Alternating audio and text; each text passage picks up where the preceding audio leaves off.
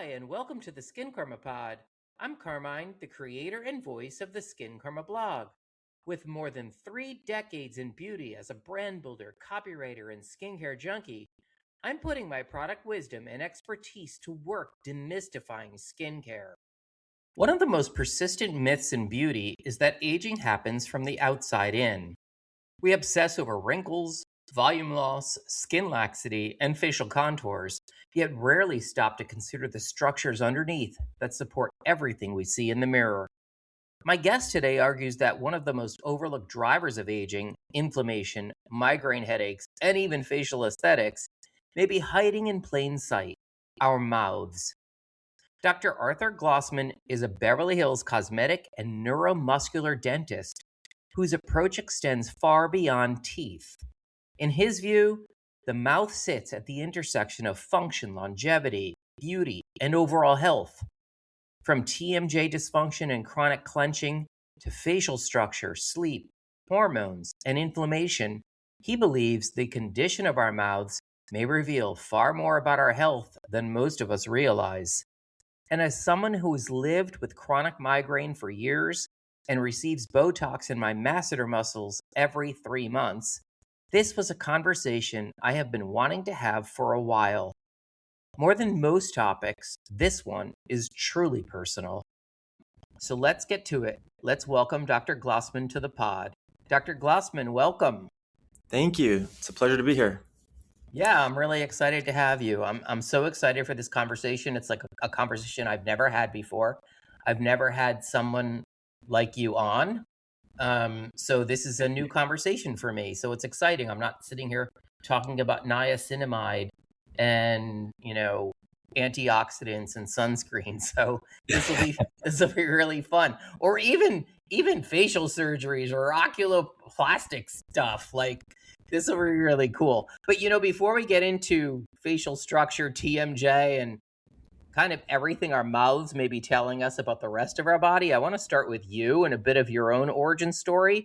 I think you, if I remember correctly, you grew up with dentistry in your family. Yeah, your dad was a dentist. Yes. Growing up, my dad was a dentist. My grandparents were medical physicians, so I always grew up around healthcare and conversations about helping people and just giving back. And it's kind of, I think, a part of my DNA, just kind of how I was brought up, and just being in service to others, and just having a fulfilling life by doing what you love, and in turn helping others feel good about themselves. And that really resonated with me as I grew up, and just kind of carried that passion through along with other interests. And when you combine all those things together, it kind of brought me to leading towards dentistry. Mm. And specifically in what really excites me, with longevity and health and beauty, and really just combining all those fields together. So it reminds me of my own passions. I was a writer when I was a kid. I used to write to my favorite soap opera stars. Like, while I was watching them, and I would write a note, and they would always say, at the end, they give the address for CBS Television City. And I would send it in, and I would always get a response back and a letter back. And I was like, I knew early on I was a really good writer. And then I found, the world of skincare, and I was fortunate enough to merge those two things. So that resonates with me when you say that you had passions that came together. I guess, was becoming a dentist always inevitable for you? Or was there a moment when you tried to imagine yourself doing anything else? That's a great question, because honestly, there was a part of me that did not want to stand on the shoulders of greatness and follow into my father's footsteps, because I felt like, oh, that would be just a cop out. That's just too easy. Like, okay, here's the son of a dentist. That's usually how it works, or for a lot of people. And I'm like, no, I had to fight that urge. And I found other things that I really loved, which was architecture, art history, design. And I was really pursuing those things. And, I grew up, with a mom who loves theater and music and art and all that beautiful stuff. And so she would always drag me along to museums and things of that nature. So I really had a passion for that as well. And I was on the architecture track and I Hmm. loved that. And then I just kind of had an epiphany of like, well, how can I blend those two things together? How can Mm, I put architecture, design, and beauty into helping others, working with others, and really kind of following in my father's footsteps because there was that gravitational pull. And yeah. so doing cosmetic dentistry and aesthetics and longevity and beauty kind of melded all those, characteristics together. And I'm like, okay, this is it. So let's do this and let's just, make it the best that it could be. And, um, truly, I'm just like, I'm grateful for all those exposures to different things in life that allowed me to end up where I am today. Yeah, like the architecture of the mouth. That is so wild. And I know that's really that's kind of what you're specializing in, like the structure inside the mouth and how it presents externally. And that just like fascinates me. Like, look at you bringing all of that together. Like, see, I told you this is going to be a fascinating conversation, and I knew I wasn't just having a dentist on. Like, No, no, no. yeah. Dentistry by itself, if you just think of it in a vacuum, it's like, okay, there's like a brown spot, we got to fix it. And I think that if you really expand your mind, that you realize that dentistry it's a window into the body. Hmm. And if you really take a bird's eye view and you take a look at all the things that are happening in the mouth, around the mouth, from a functional, a structural, a muscular perspective, then you're looking at more of how do the teeth functionally support your facial structures, your muscles? How does the mouth interact with the rest of the body as far as your health and longevity? How do we recognize certain disorders, cardiac disease, immune deficiencies, Alzheimer's, inflammation? How do we recognize inflammatory markers that are direct indicators that something else could be going on in the rest of the body? And so Yeah. we are allowed to now be on the front lines of um, identifying so many different things in the mouth or in the body that are presented in the mouth. And so it's not just a structural or functional, it's aesthetic, it's longevity, it's health. Yeah. And behind every beautiful smile is a healthy smile and is a healthy body and a happy person. Mm. And so all that comes out and, it's like putting pieces of the puzzle together. Yeah. Is this new? Is this a like your own personal perspective? Like, I mean, we have all been to the dentist since we were kids. And I never once had a conversation with my own dentist in New York. And you and I talked about healthcare in New York versus healthcare here. Um, but we never had a conversation about what was going on in my mouth as presenting, or an indicator of other things that were going on in my body. Even I don't even know, we can talk about TMJ, that I manage chronic migraine, and I wake up every day with a migraine at some level, and it's just a matter of if it dissipates or if it explodes. And a lot of that is because of what's going on in my mouth and my jaw during the night. Like, I'm just so fascinated when you talk about how what's going on in the mouth is an indication of inflammation and other things that are happening, stress, in my case, I guess. Is that something that's unique to you? Is that something that you were trained to do as a dentist? I don't think it's unique to me. I think it's that I'm trying to push the boundaries of my knowledge and capabilities. And I Hmm. think that we all as dentists have wonderful training. And I think that what it is, it's about perspective. And Hmm. it's being able to recognize and see different things that you know but have been suppressed because you're forced into certain areas of our field that don't allow us to explore the vast experiences that we can give our patients. And Hmm. sometimes different parts of dentistry force us into just a very narrow field or a narrow perspective. And so once you get exposed to different aspects, you interact with this type of medical doctor or this plastic surgeon or this, longevity or hormone specialist, or you start expanding your perspective, and then you give that education to the patients. And I think what's really important in my perspective is that I'm not any different than other doctors. We all know a lot of the same things. It's about educating our patients and making it a point to say, hey, we're not just here to treat that brown spot, which is a cavity. What's the underlying source and problem of that? So when you talk about your TMJ, I would ask you, like, let's talk about you. Let's get to know you, and let's figure out what your lifestyle is, what your history is, and what led to that process that led you to a TMJ. It could be stress, it could be inflammation, it could be instability of your bite, it could be Mm. sleep apnea, right? Like, you don't know. Maybe you're just not getting enough oxygen. Maybe you have issues sleeping. So we as dentists have to look inside the mouth and really kind of be like Sherlock Holmes and be like, okay, well, we see this white line, we see the tongue is scalloped, we see that the teeth are worn down, they're cracked. You may not see signs of pain, but Mm-hmm. it doesn't mean that there aren't problems happening, because it doesn't always manifest in pain. It manifests in decreased vertical dimension of your face, right? From your chin to your nose, because you have worn down teeth. Now the structure of your mouth has been destabilized. You now have shorter teeth. Your lips appear a little bit longer. You have sunken in cheeks, or you're losing a little fat and collagen as we all get a little bit older. Mm. And then your muscles around your face are starting to work a little bit harder. So now you've got those square jowls.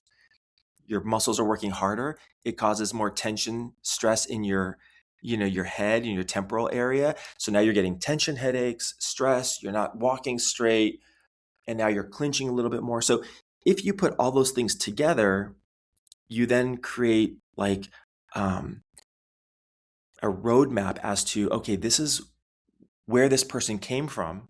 This is their history. You kind of learn more about them, and then you find the right solution and treatment specifically for that patient. And so that's really the key. It's just taking the time to understand, to listen, and to develop something that's uniquely beneficial for each individual patient. And it's just about perspective. The more Yeah. you educate yourself, the more you educate your patients and give them opportunities to better themselves and their lives and their health overall, not just their teeth. Yeah. You gave me something of a seesaw analogy during our first conversation that I haven't forgotten. And that's that if one side of the bite lands first, the rest of your jaw may spend all day compensating. I love that. Like, how do you decide when a patient needs protection and monitoring and when it's appropriate to make a more permanent change to, respond to that? So, that has to do with bite stability and uh, different idiosyncrasies that we have when we are in stress mode or just in life. So, if you take a look and you like close your eyes and you open and close your bite, sometimes you can Mhm. feel, oh my gosh, okay, well, one side is hitting a little faster than the other. If Mhm. one side hits a little sooner, it's a little, the teeth are a little taller, what's happening is you're actually torquing your jaw because you're trying to clinch so that both sides hit at the same time. Right. So now it's like off kilter. And Well, I can that's tell you right creating, now that my right side is doing that. Is right. hitting So first. Yeah. that little problem Mhm. is going to cause massive issues later on. It's like walking in a shoe with like a little pebble. It doesn't really hurt at first, Yeah. and you can manage because we adapt really well. But at Yeah. some point, it's going to be like, oh my gosh, my left foot is killing me. So if one side is a little higher than the other, all we have to do is equalize it. We just equilibrate it, meaning we polish down the high spots Mhm. until everything balances and you get it like a group function. And now your muscles don't have to work harder on one side to compensate because they're not touching as hard. You don't have that tweak or that torquing on your TMJ, and Right. things are more in a balanced, and you have stasis, right? It's like smooth and calm. Otherwise, everything's under like all the pistons are firing and you don't know what's right and what's wrong, and you're always compensating, and the body can compensate really well, but it's going to lead to long-term problems with your TMJ and your bite. So all you have to do is go to the dentist, explain to them, hey, my bite feels off. Yeah. Can we fix it? Yeah, it's so easy. It takes like 10 minutes. Yeah. And We that could save actually you hundreds of thousands of dollars in reconstruction. totally. We actually had this conversation when I was there. She did a filling on this side, and she kept saying to me, is your bite balanced? Is your bite balanced? And at some point I was like, yeah, my bite's balanced. But it felt so at the time, but of course now when I go back and see her, I'll be like, yeah, it wasn't really balanced.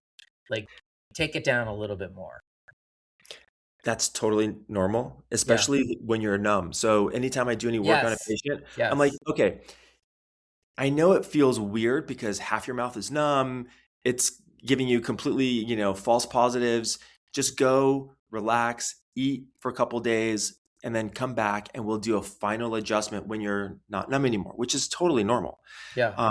And so this is, it's part and parcel with what we do, but patients should always be their own advocates.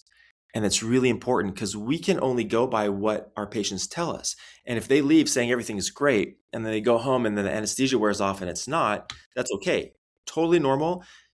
Go back, see the dentist and say, hey, we need to adjust it a little bit more and make it all balanced. And it's like super easy. Yeah. This is what part of what you referred to in our conversation as an internal facelift through your teeth, right? Like, Yes. what's the rest of that look like in your mind? So the internal facelift, I liken it to, you get this internal facelift with ever having to have a scalpel touch your face. And what Mm, happens as we get a little bit older, and sometimes even in young people who have ground down their teeth, what hmm. happens is our teeth get ground down to a point where they're really short. They don't give enough support to your lips and to your cheeks. If they're positioned in a way that's kind of towards the back of your mouth or towards your tongue, you're not getting that support for your upper lip and your cheeks. And when teeth get really short, the distance between your chin and your nose gets shorter. So the lower one third of your mouth gets shorter because what happens when you bite down, Hmm. your muscles in your face have to work harder to raise your lower jaw to hit your upper jaw because now the teeth are shorter. If they were longer, there'd be less distance in between the teeth and your face would still have that long, youthful look. But it's kind of like I always liken it to you've seen witches with no teeth where they can touch their Yes. chin to their nose, Yes. or people, grandparents who have no teeth and, they take their dentures out. You're like, oh my God, who is this person? Right. So same thing with teeth. If we can lengthen our teeth back to their original heights, what we're doing is we're also lengthening our face because our chin doesn't have that far to go. It can't get closer to our nose because our teeth are stopping it. So internally, we are lengthening our teeth, thereby lengthening our face a little bit back to our original, youthful look. And we are relaxing the muscles of the face from stressing to having to close so far up. So now we're lengthening our face, looking more youthful, reducing the fine lines and wrinkles around the creases of the mouth because it's Mm. not overly closed.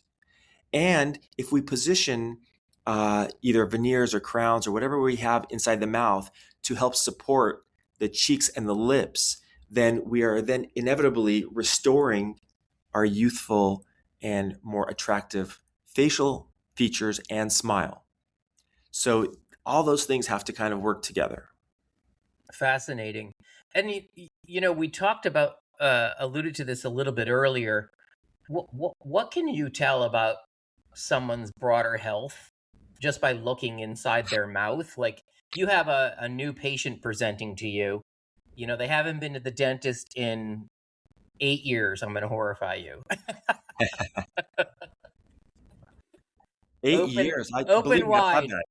Right, open wide. Like, what can you tell generally about their health?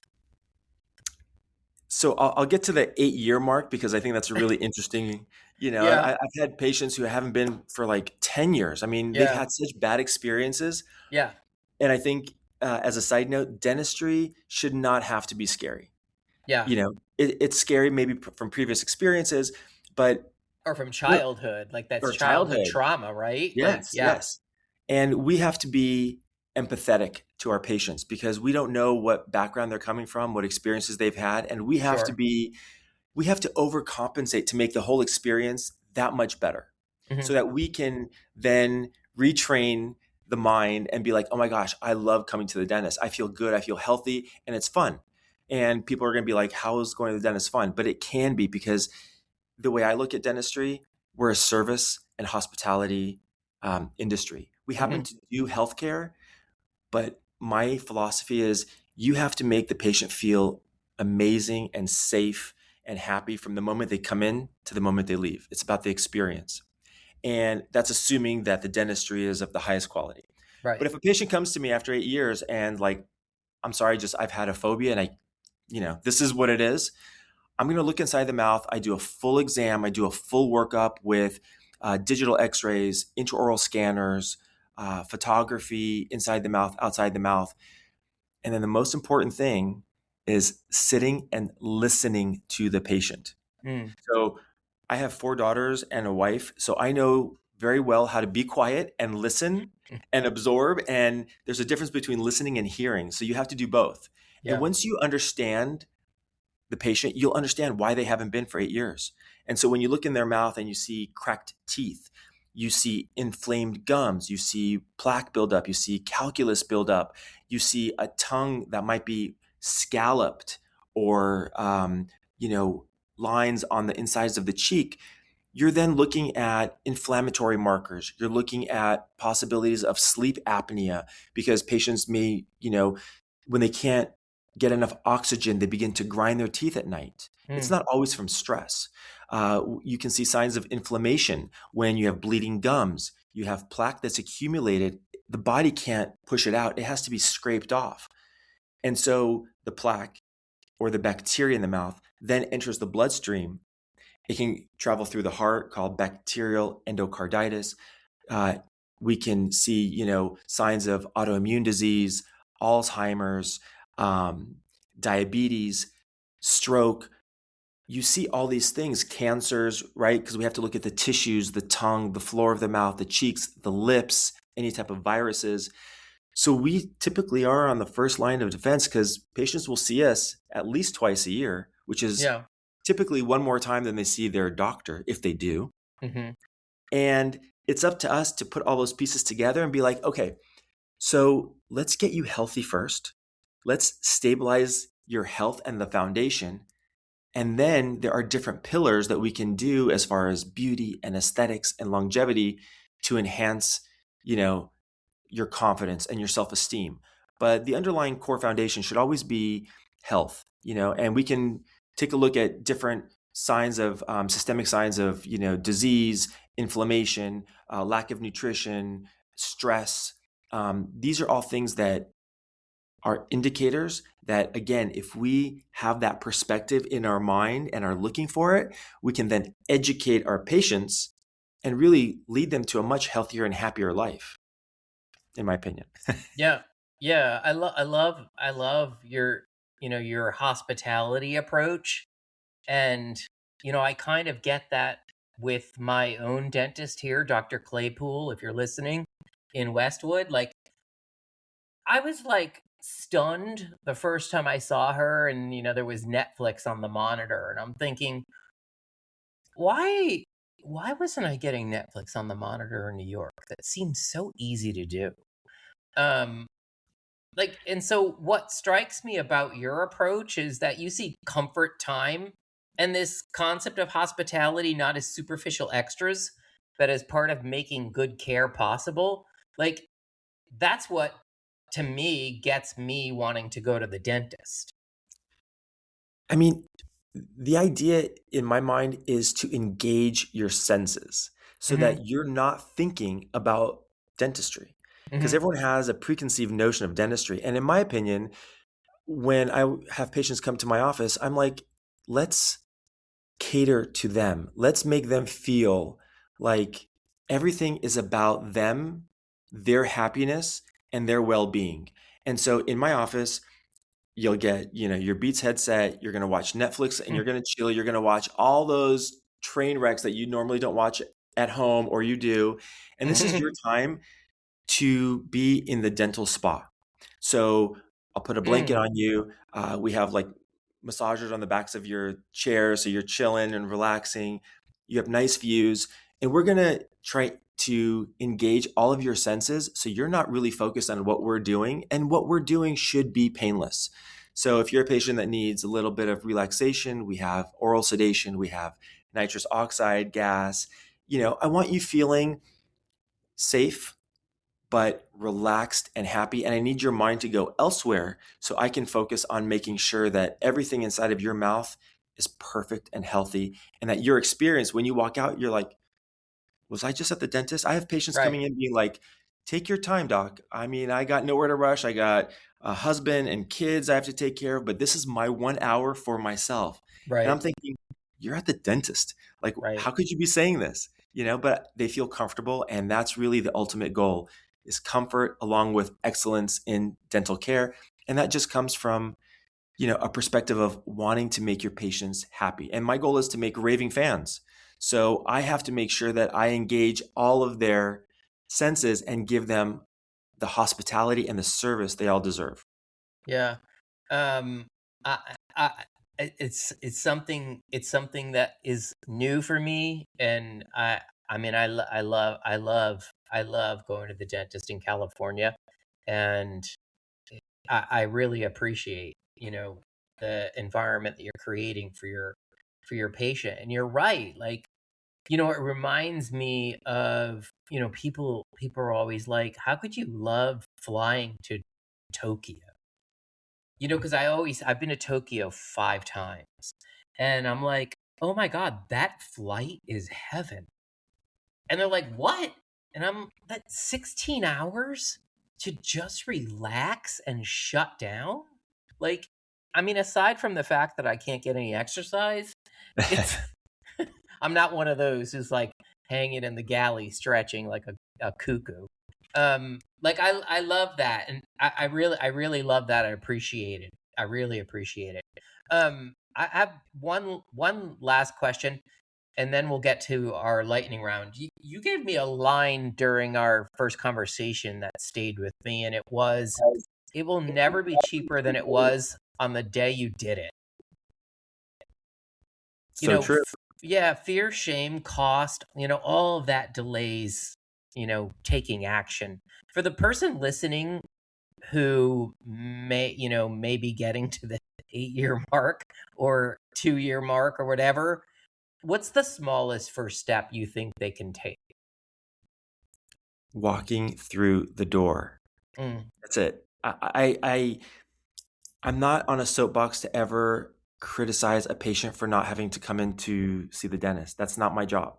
mhm, My job is to support, educate, and perform at the highest level. And so the point is that if a patient hasn't been in for any length of time, the first step is walking through the front door. Once they walk through the front door, they've taken the most difficult step. It's our job as dentists then to educate the patients and to um, inform them of all the things that we see. And everyone's going to have a little bit of a difference of an opinion based on their experience level as far as the doctors go. But the problem is that bacteria and infection, they don't wait. And we don't know yeah, how long, it's going to take for something to get worse. Everyone's like, well, should I take care of this cavity now? Or do I have 6 months to a year to wait? And I'm like, if mm, I had a crystal ball, I'd go out and buy a lottery ticket right now and win. mhm, But what I meant by saying that it'll never get cheaper than it is today is that things only get worse. You right, know, cavities don't always fix themselves. A bite doesn't always fix themselves. Inflammation won't fix itself. So if you're already in the dental office, you've already made that initial first step, get your roadmap, get the treatment plan. And even if you cannot afford it, that's okay. You start small. You have to start with one thing at a time. and make sure that at some point you finish that entire chewing plan so you can get to complete health. And that's the most important thing, is that today a small cavity that someone says, well, I'll just wait till it gets bigger, will Mhm. become more expensive in 6 months because that small cavity is now a big cavity and it just costs more money to fix.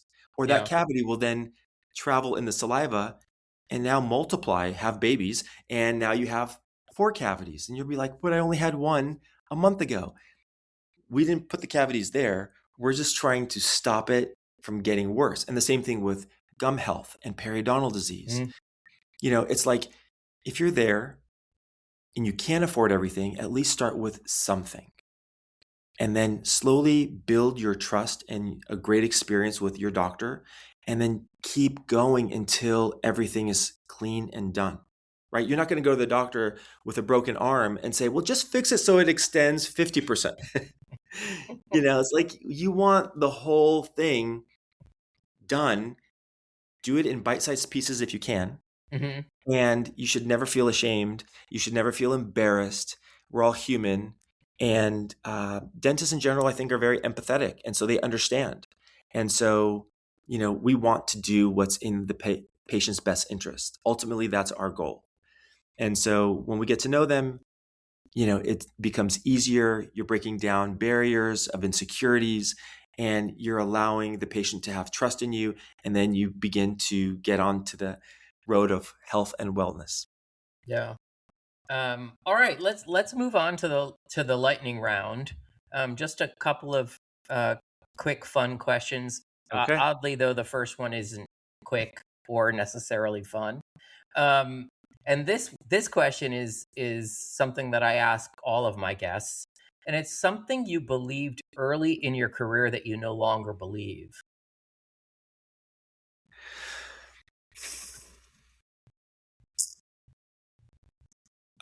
That, you know, I'm invincible, and that, I can never get hurt, and um, I can, I never have to stretch or get ready or prepare for any physical activity. And, you know, I'm always going to stay young and flexible and healthy. And I definitely do not believe that anymore.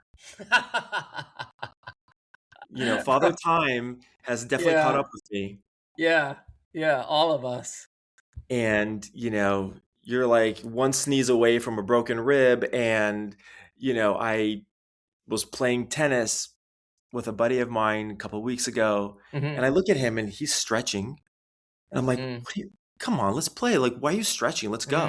yeah. And that was because I watched the Rafa Nadal, documentary on Netflix. I'm like, I was feeling confident. Mm. 10 minutes into the match, I pull my calf muscle and I'm like, that is karma. Yeah, it really is, and you were aware of it. Oh Oh, yeah. no. Oh my god. It was Hope like, you oh my God. hope Yeah, it's but we all do okay. things that we know we shouldn't. We're aware of, but we think we're a little invincible when we're younger. Yeah, yeah, and often still think we're invincible and when we're older. For sure. That's like Mentally, I'm a still probably, that young kid. Physically, I haven't caught up. yeah, I've surpassed that. right, totally. All right, who or what makes you laugh the hardest?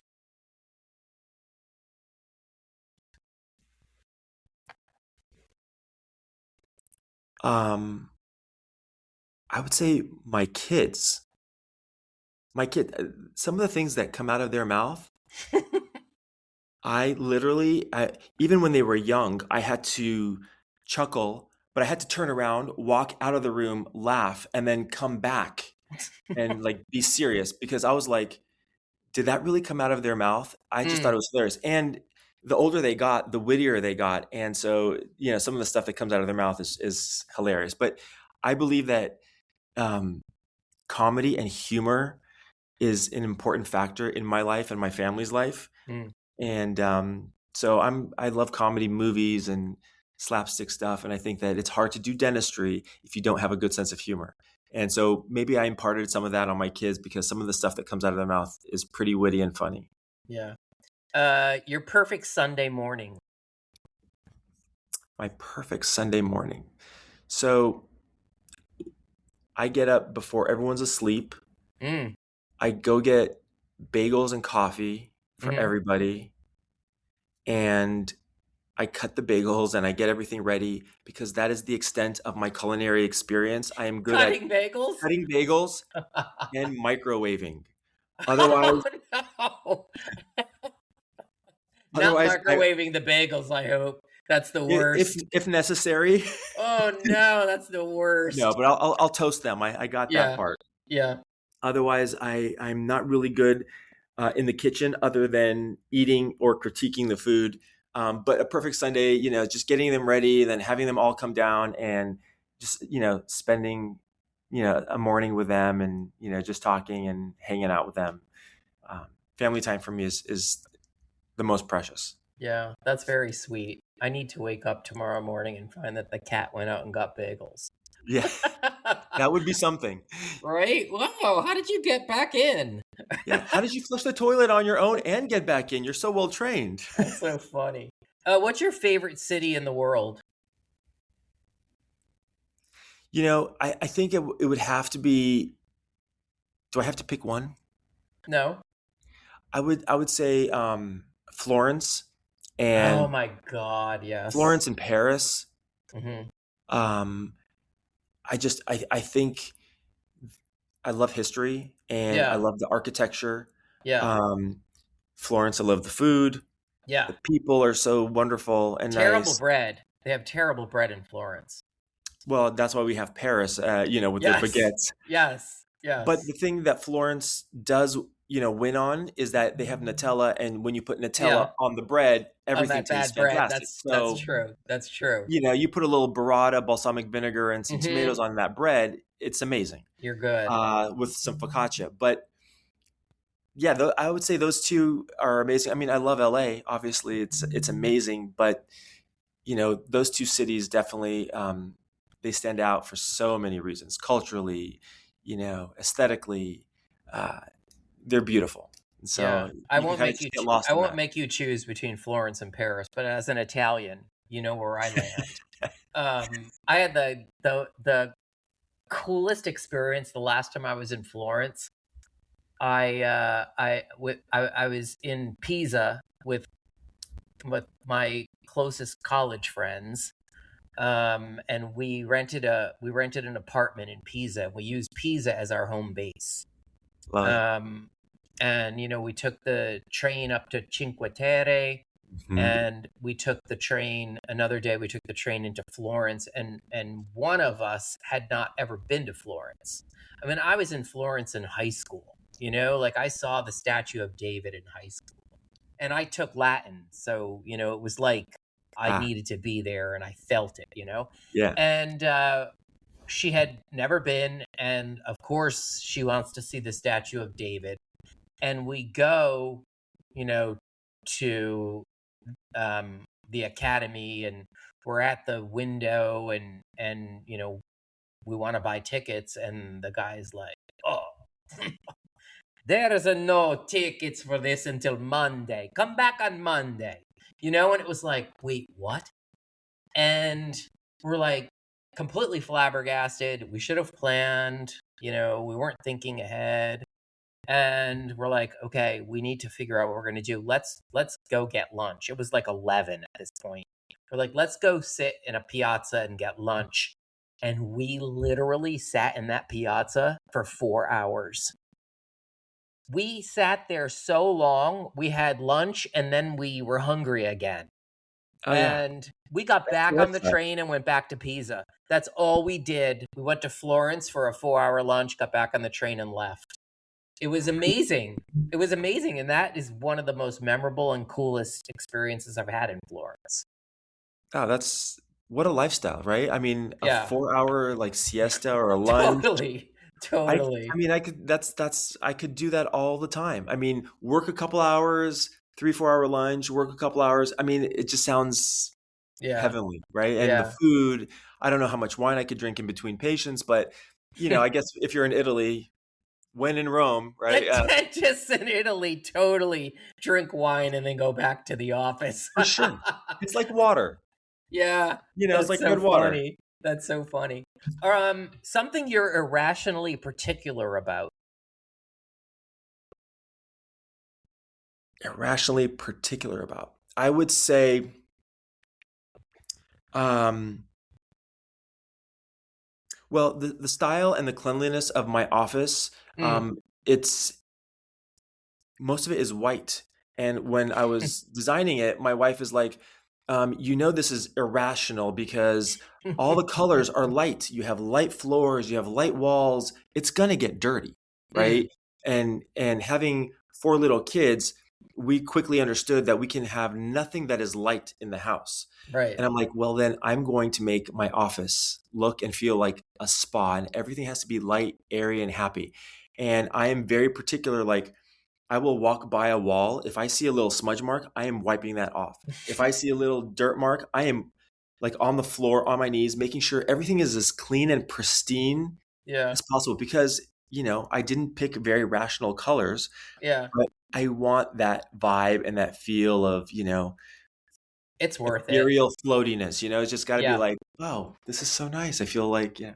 So Yeah. that's kind of irrational. I'm with you on that. I'd have marble countertops. They're white marble, with the whatever The the veins, veins, yeah, all of that. And the problem with that is you can never tell if there's a stain or it's just part of the marble. right? And I'm like obsessing over. I was doing it an hour ago. Like Yeah. and of course the cat is always doing something. There's always something going on. Yeah. And yeah. I like it to look beautiful, and sometimes beauty is, a little irrational, but Yes. it feels good. Yeah. So I'm gonna go with what feels good on your heart and soul, not so much what's practical and rational. Yeah. I think beauty is actually always irrational. But Right, exactly. right? Agreed. Last question, a skill or talent you wish you possessed. Public speaking.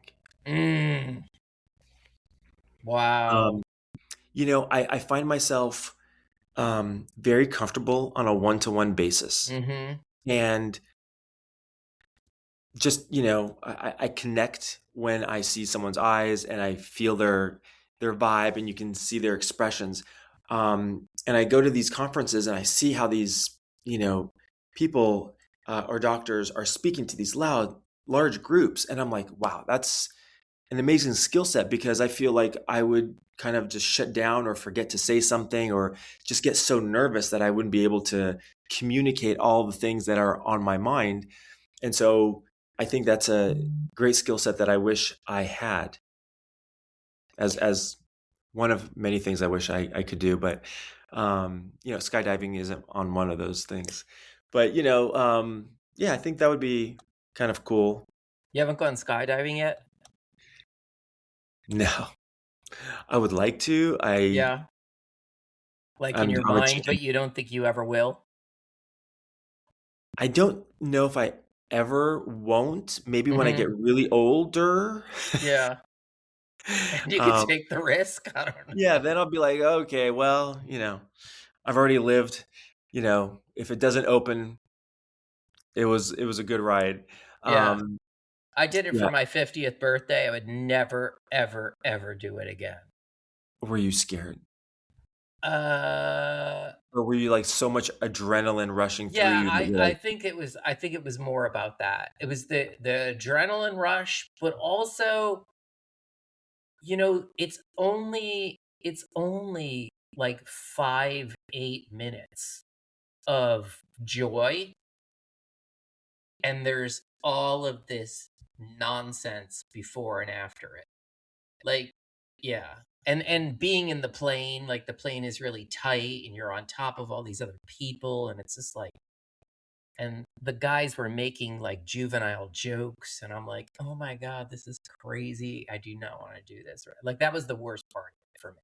that sounds Like, extremely stressful. yeah, exactly, and I don't know that it was worth it. But anyway, I did it. I got it out of my system. One and done, as they One say. and done. Yeah. Dr. Glossman, this is amazing. Thank you for spending your Saturday morning with me. It was my pleasure. Thank you for having me. It was a lot of fun. Yeah, a lot of fun. I'll drop links to in the show notes Anybody in LA who wants to come see you really should. I'm sure it's an incredible experience. I Thank really you. appreciate you. Thanks so much. I appreciate you too. Thank you so much for having me. All right, ciao. Take care. Bye-bye. Thank you for listening to the Skin Karma Pod. Find more insights, real talk, and reviews of my favorite skincare products on the Skin Karma blog at skinkarma.com. And if you're listening on Apple Podcasts, Spotify, or Substack, please rate and review this episode. It helps me to reach more listeners. Ciao.